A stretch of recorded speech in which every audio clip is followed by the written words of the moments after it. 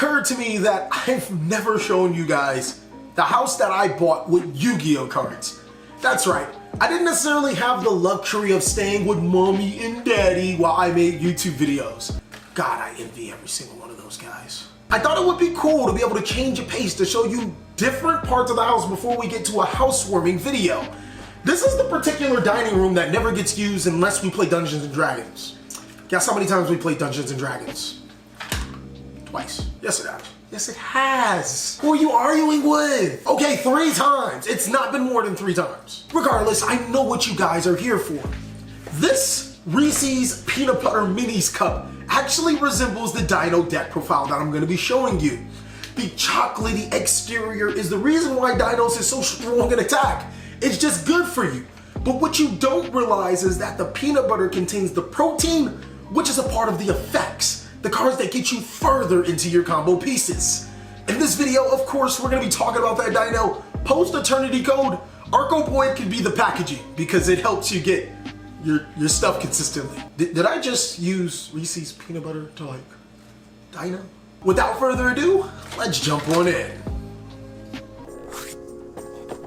Okay guys, that is so much better to finally be back in deck profile range. Of course, I'm going to be giving you guys that Dino deck profile, and I'm going to be explaining why I play certain choices, why I don't play other certain cards and whatnot. It's going to be really fun. So we're going to start off with 2 copies of Ultimate Conductor Tyrant. I'm just going to kind of blaze through the monsters. 2 copies of Dorgoran, 1 copy of Dino Wrestler Pink, 3 copies of True King Agni Kai, 1 copy of Lethal Sagam, 3 copies of Soul Eating, 3 copies of Macel, 1 copy of Giant Rex, 1 copy of Tyranno Infinity, 3 copies of Baby Ceres, 2 copies of Petit Pteranodon, 1 copy of Dirac Alio, 2 copies of Jewel Beast Archosaurus, or Animadorn Archosaurus, that's the TCG name. This particular deck is the incarnation of the deck that I did take to YCS Vegas. As you guys can see, it has my own little technical touch to Tyranno Infinity, which actually is still really powerful in the deck, meaning that anytime you can banish a myriad of dinosaur monsters, which is relatively easy for the deck to do through your double evolution pill or through your miscellaneous Ceres, you can put up to an 8,000 attack point monster on the board and basically just win the game. Dino's true goal is to simplify the game state. The easier you can make it for you, the harder it is for your opponent to be able to win the game. If you can summon monsters that are stronger than your opponents consistently, then I feel personally you're playing Dinos correct, as your opponent will have to adjust by using monster effects to get rid of your cards you can consistently summon, and eventually they will run out of resources before you do. Now, Animadorn Archosaur is the new card from the Eternity Code set. I feel that it is a solid 1 to 2 of, never a 3 of in this particular deck, because while it does up the count and justify you playing more babies inside of the strategy, it actually doesn't really do much unless you decide to play outside extenders, which leads to playing more bricks. As I said earlier in the video, new cards for strategy should make the deck more consistent. If it requires you to play way too many bricks, it's not worth it. Animadorn Archosaur is amazing because Miscellaneous Ceres does get you in pretty much full combo, but if you decide to play cards like Mecha Phantom Beast Olion and Jet Synchron to go into Hawkley Fiber's plays and whatnot, then you're making the deck less consistent than what already is, and that's something that Dino can already struggle with if you are a budget player. Moving on to the spells, I'm going to have quite a few budget options because there's quite the expense in the spell department. 3 copies of Pot of Extravagance, 2 copies of Lightning Storm, 3 copies of Lost World, 1 copy of Dragonic Diagram, 1 Mystic Mine, 1 Terraforming, 1 Set Rotation, 3 Fossil Dig, and 2 copies of Double Evolution Pill. I feel that Animadorn Archosaur should definitely play a huge correlation into your Double Evolution Pill. If you play no Archosaur, which I don't think that it's necessarily mandatory to have a competitive deck, Dinos have topped without Animadorn and still can top without Animadorn. If you guys are deciding to play that budget route, then play 0 Double Evolution Pill. And one thing you also will notice is that this deck still plays 0 hand traps. It's true to the Dino capabilities. I really don't care what board you make. I can Mystic Mine you, negating all your monster effects, or I can just summon Ultimate Conductor Tyranno, who is natively born to break your opponent's boards. Moving towards the more expensive side, actually in the YCS event that I didn't play Pot of Extravagance. My logic to not playing Pot of Extravagance is that you don't need it. And you could get away with playing it and not needing it, but it's definitely a huge help. If you do decide not to play Pot of Extravagance, it does free up your extra deck space, so it actually does have pros over its cons. And at the same time, Lightning Storm isn't the end-all be-all for the dinosaur deck. If you ask me, just play Dark Holes. Dark Holes are an excellent budget alternative that allows you to destroy your own baby or destroy a token or attempt to destroy a token on the side of the field while you control Lost World, which can get your deck even more synergistic, allowing you to summon those dino monsters to your side of the field.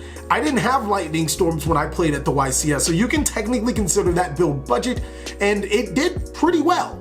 Though I do genuinely think you can take this dino build and do whatever you want with it. If you can afford this particular build, this would be my preference. Moving on to the extra deck, because I play Pot of Extravagance, I do play more of a certain card that I don't necessarily need if you're not playing a Pot of Extravagance. I'm playing 2 copies of True King of All Calamities. Where's my True King of All Calamities? Where's my second Calamities? Maybe if I into existence, it would actually come out. Oh. But you know, it's right there. I run 2 copies of True King of All Calamities, 1 copy of Evil from Excited Knight, Abyss Dweller, 2 copies of Dolka, 1 Logia, 1 Daggerus, the Timeless, 1 Naturia Beast, 1 Mistworm, the new Ravenous Crocosaur Arquetis, however you say that card's name, 1 copy of Trishula, Underclock Taker, Penastag, and Reproducus. Now, inside of the extra deck, there are only really 2 cards that you'll ever really summon inside of this deck.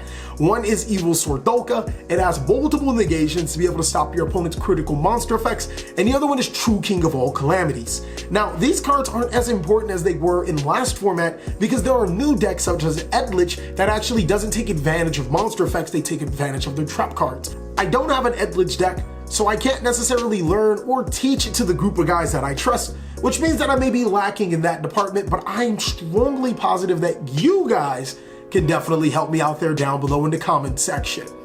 Now, for you guys that obviously aren't playing Pot of Extravagance, you're gonna have at least 1 to 2 to 3 extra spaces, depending on if you wanna play 3 level 9s, or if you guys wanna play the second copy of Dolka and the True King of All Calamity. I'm gonna give you guys quite a few options.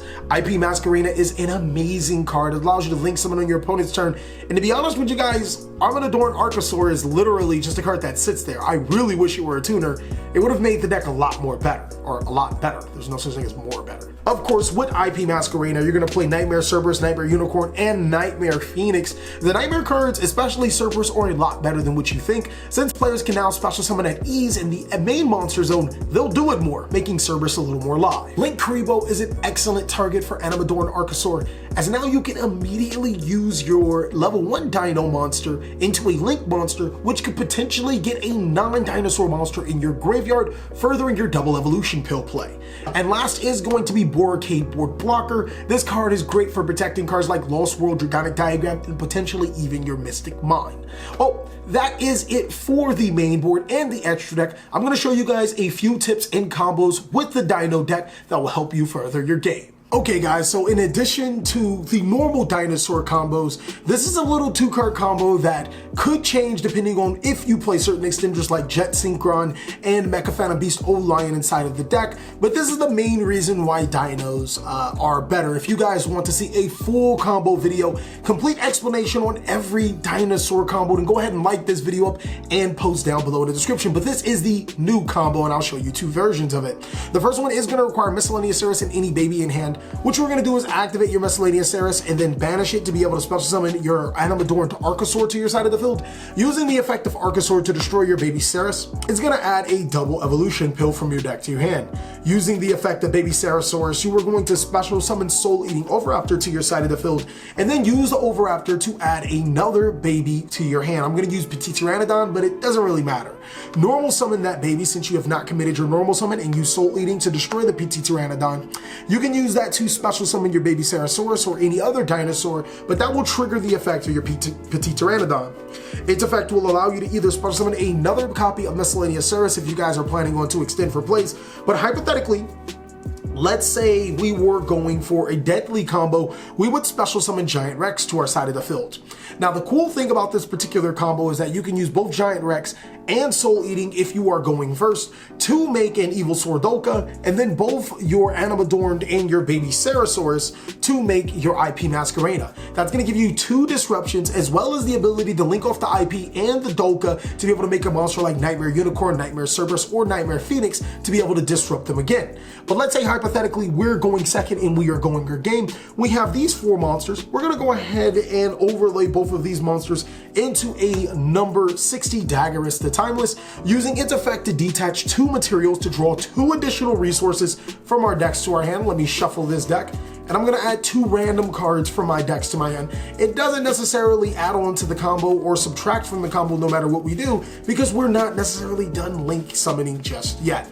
From this, I'm gonna add another Animadorn in a set rotation, which is pretty decent. I mean, it doesn't really mean anything. It's not terrible.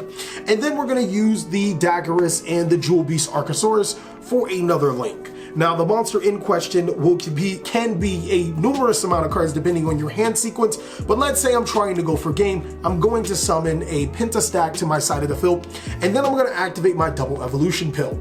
Using the Double Evolution Pill, I'm going to banish my Daggerus and my Giant Rex to be able to special summon to my side of the field and Ultimate Conductor Tyranno to where Pentastag is pointing to.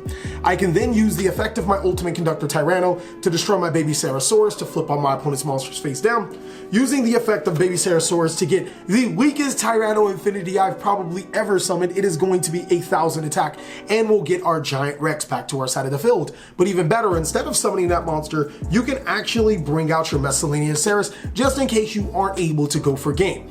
From there, you can use your Giant Rex and your Miscellaneous Saurus into an Evilsaur Dolka or another rank monster of your choice. And there you have it, ladies and gentlemen. With 2 cards, you're able to make an Ultimate Conductor Tyranno to wipe your opponent's board, flip all their monsters face down, attack into all their monsters. Evilsaur Dolka allows you to negate monster effects, and then Pentastag allows you to inflict piercing damage to the opponent.